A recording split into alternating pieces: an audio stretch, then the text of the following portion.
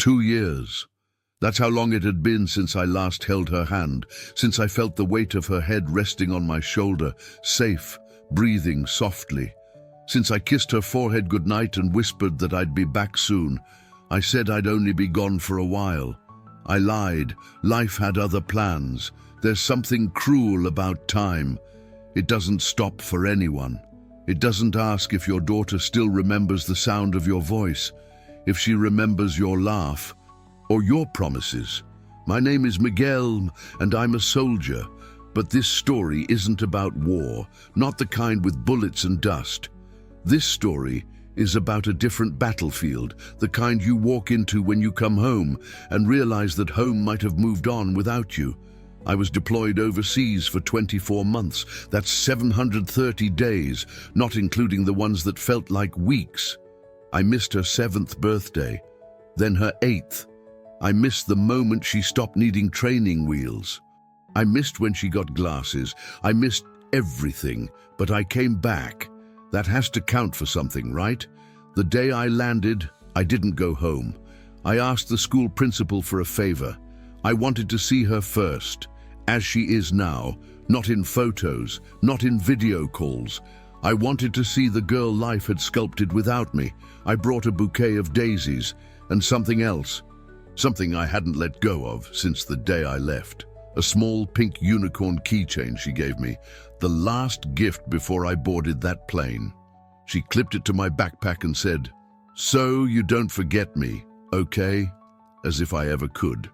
Standing in that hallway, staring through the little window of her classroom door, I saw her, my Lara, sitting quietly, drawing, just like she used to. Only this time, there was no soldier in her sketch, just a girl, alone under a tree. My hand trembled, not from fear, not from nerves, from something deeper. What if I wasn't part of her world anymore? Her teacher opened the door and whispered something in her ear.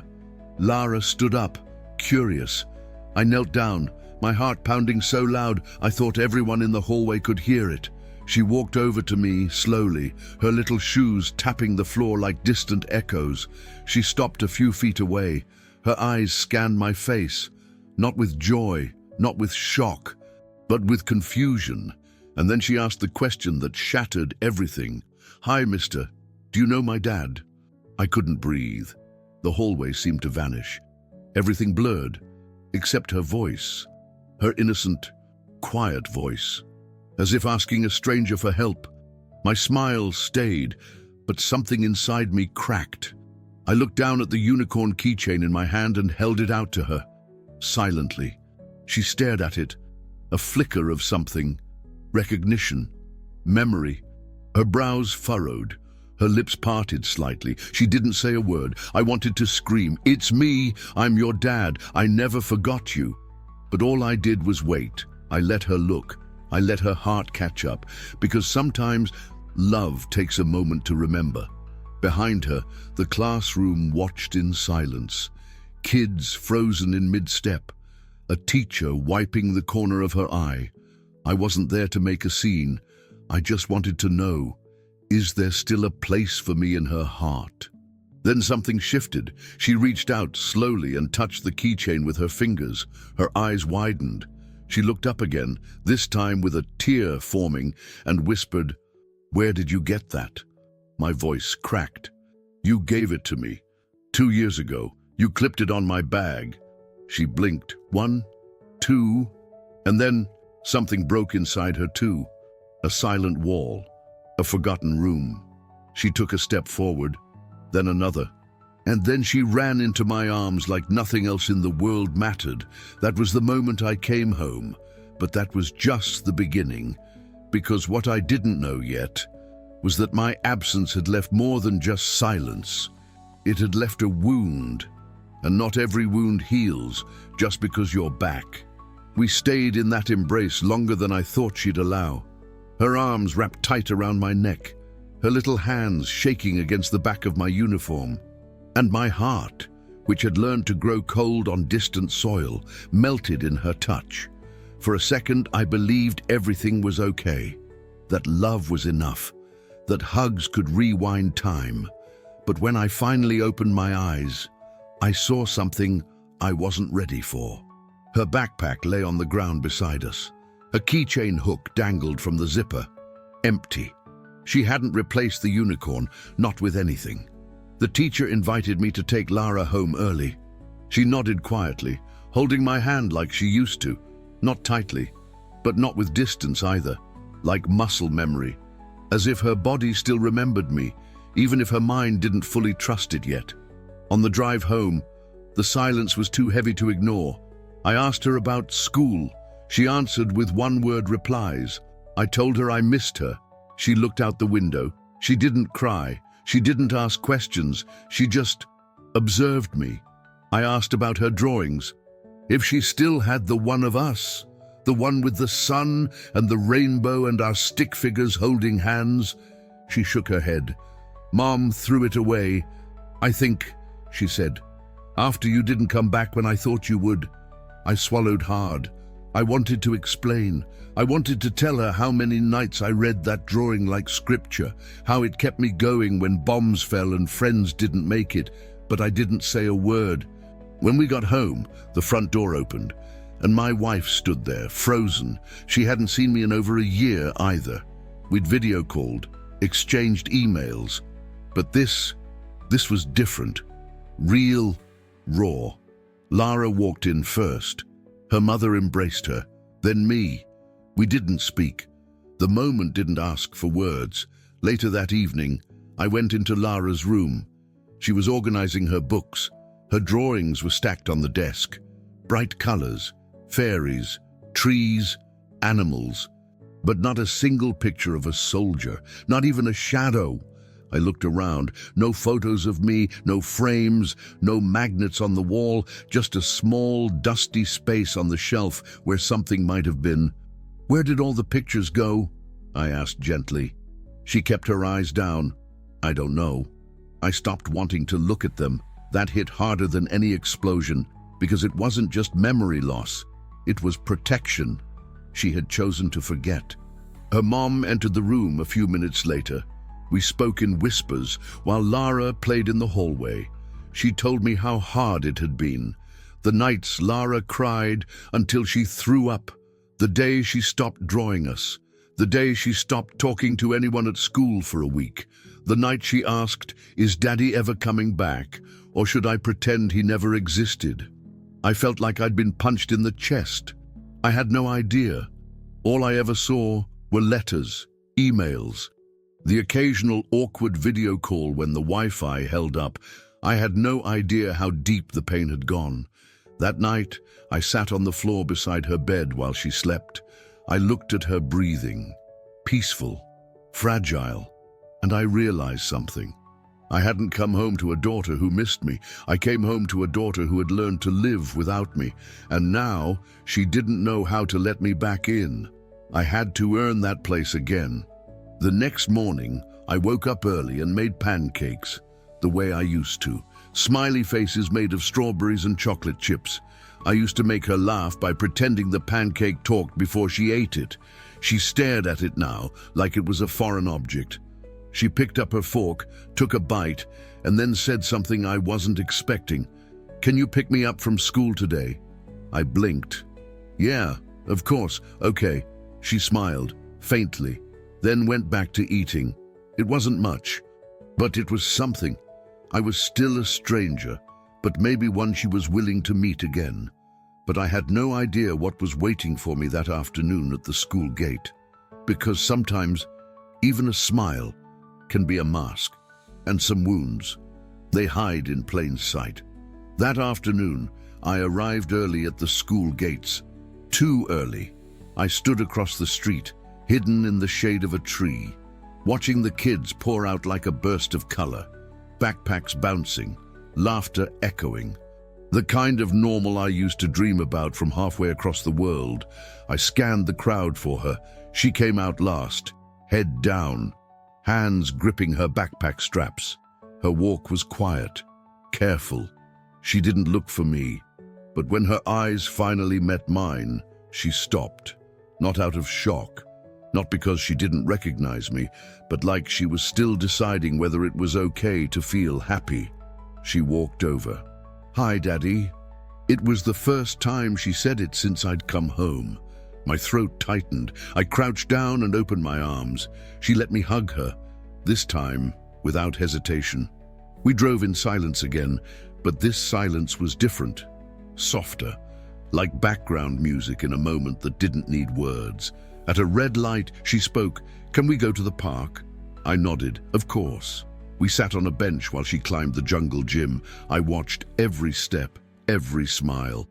Every time she looked back to see if I was still there, I always was. On the way home, I carried her backpack so she could skip down the sidewalk like she used to. It was heavier than I expected.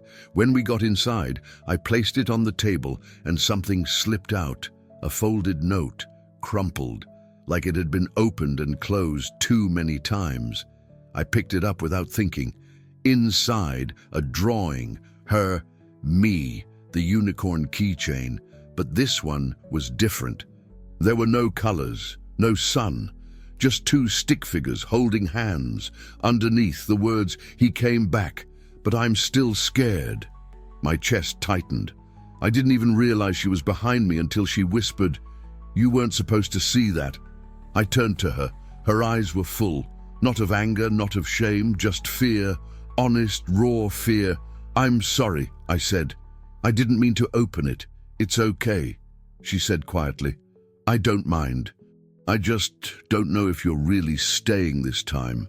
That sentence landed like a brick, not because it was cruel, but because it was true. I thought about the promises I made before I left, how I told her I'd be home before her birthday, before Christmas, before the school play, but I missed all of it, not by choice, but that didn't make the absence hurt any less. I sat on the floor beside the table. She sat next to me. I handed the note back. "I want to stay," I said. "Every day, if you'll let me." She looked at me. For the first time, really looked. "Will you be here for my next drawing?" I smiled. "I'll bring the crayons." That night, we drew together. Nothing complicated. Just colors, shapes, laughs. She asked me to draw the unicorn, and it looked terrible. She giggled so loud I thought the walls would burst. And for a few minutes, we weren't a soldier and a forgotten daughter. We were just us. But healing isn't a straight line. And I learned that the hard way the next morning, because at breakfast, she asked a question I didn't expect. "Daddy, did you see the bad things?" I paused. "What do you mean?" "Like the loud stuff, the scary stuff, where you were." I nodded, slowly. "Yes, I saw some bad things." She looked down at her cereal. "Did they change you?" I wanted to lie. I wanted to tell her no, that I came back the same, that nothing changed, that I was still the superhero from her bedtime stories, but I couldn't, because kids know when you're lying. "Yes," I said, "they did." She didn't cry. She didn't say anything. She just nodded and went back to eating. But I could tell something shifted. She wasn't just scared I'd leave again. She was scared I wasn't the same dad she remembered. And honestly, maybe I wasn't, but I was trying. And that had to be worth something. Later that day, when I picked her up again, she handed me a drawing before we even got home. It was us. And this time, the colors were back. But in the corner, there was a shadow. Small, but there. "What's this?" I asked. "That's the part that's still sad," she said, "but I think it's getting smaller." I couldn't speak. I just nodded, because I realized, in that moment, she was healing too. But neither of us knew. That shadow was about to grow again. The letter was waiting for me on the kitchen counter. Plain white envelope, no markings except my full name and rank. I knew what it was before I opened it. It was from command. They needed me again. A new assignment, stateside, but long-term. A leadership position I'd once dreamed of, months ago. I would have opened that envelope like a ticket to purpose. Now, it felt like a test. I stared at it for hours. My wife watched me from the hallway. She didn't ask. She just knew, Later that night, while Lara was asleep, we sat together on the porch. "You're not the same man who left," she said. "That's not a bad thing, but I need to know, who are you now?" I couldn't answer, because the truth is, I didn't know. Was I a soldier still trying to serve, or a father finally learning how to stay? I looked inside the window, saw Lara's tiny body curled up on the couch. A blanket over her legs, her arms around the unicorn keychain I'd placed beside her pillow earlier. She trusted me again, at least a little.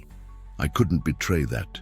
But something inside me still whispered, "You made an oath. You have more to give. Others still need you." That voice had always lived in me. It had kept me alive. But now it was getting in the way of something more important. The next morning, I made her breakfast again, pancakes with a silly face. But this time, she added the strawberries herself. I asked her what she wanted to do that day. "Can we go back to the base?" she asked. I was surprised. "You want to visit?" She nodded. "I want to see where you were. Maybe then I'll understand." We drove in silence. Not the heavy kind anymore. The kind that feels full of things you're ready to say, but not rushing. When we got to the gates, the guards let us in. I walked her through the empty courtyard, the training fields, the row of faded flags. She held my hand the entire time. She asked questions, thoughtful ones, about gear, about the food, about how soldiers sleep when they're scared. And then she asked something I didn't expect. "Did you ever cry, Daddy?" I stopped walking. "Yeah," I said, "more times than I can count." "Did anyone hug you?" "Not really." She looked down, then let go of my hand. She stepped in front of me. "Well, next time, take this with you." She reached into her backpack and pulled out a new drawing. It was me, in uniform, but smiling, and standing beside me, her in full armor, holding my hand, with a speech bubble that said, "I'll be your hug." That was the moment I knew. There was no base, no mission, no assignment that could offer me more than this. I knelt, pulled her into my arms, and whispered, "I'm not going anywhere. I'm home now, for good." That night I burned the letter, not out of anger, out of peace. It wasn't a rejection, it was a choice. To fight the battle that matters most, to rebuild trust, to stay present, to be her hug, just like she was mine. Weeks passed, then months, and the shadow in her drawings disappeared. One day, I came home to a new one on the fridge. It was just us, a house, a bright sun, 2 smiles, no shadows. But there, in the sky above us, she had drawn something small. A rocket ship, with the words, "You came back," and under it, "You stayed." What does coming home mean to you? Is it a place, a person, a moment? Share it in the comments. Let someone else know they're not alone in learning how to heal. If this story moved you, please don't keep it to yourself. Subscribe, share, and leave a comment. Somewhere out there, there's a father, a daughter, a mother, a son, waiting for healing. And maybe your voice is the one they need to hear today.